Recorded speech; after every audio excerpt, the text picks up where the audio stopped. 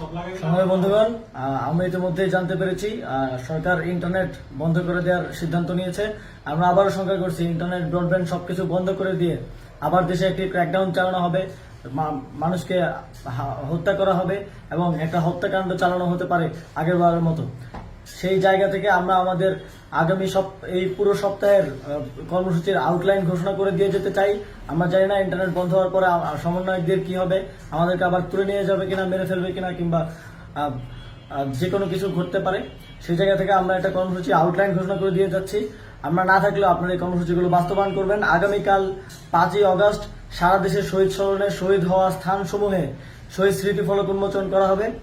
11টায় শাহবাগে শ্রমিক সমাবেশ হবে কেন্দ্রীয়ভাবে, 5টায় নারী সমাবেশ হবে শহীদ মিনারে।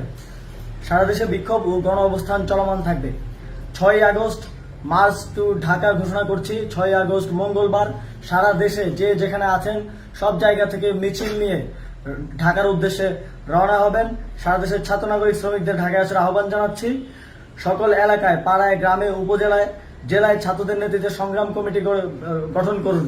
যদি ইন্টারনেট ক্র্যাকডাউন হয়, আমাদের গুম গ্রেফতার, খুনও করা হয়, যদি ঘোষণা করার কেউ না থাকে, এক দফা দাবিতে সরকার পতন না হওয়া পর্যন্ত রাজপথ দখলে রাখবেন এবং এই সপ্তাহের যে কর্মসূচির আউটলাইন সেটি আপনারা ফলো করবেন।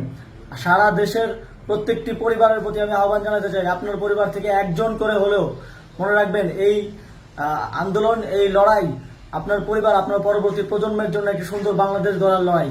একজন করে হলেও ঢাকার উদ্দেশ্যে রওনা করে দেবেন, একজন করে হলেও যুদ্ধে পাঠাবেন। এই যুদ্ধে আমাদের জয়ী হতে হবে, নাহলে বাংলাদেশ এক গভীর অমানিসায় অন্ধকারে ডুবে যাবে।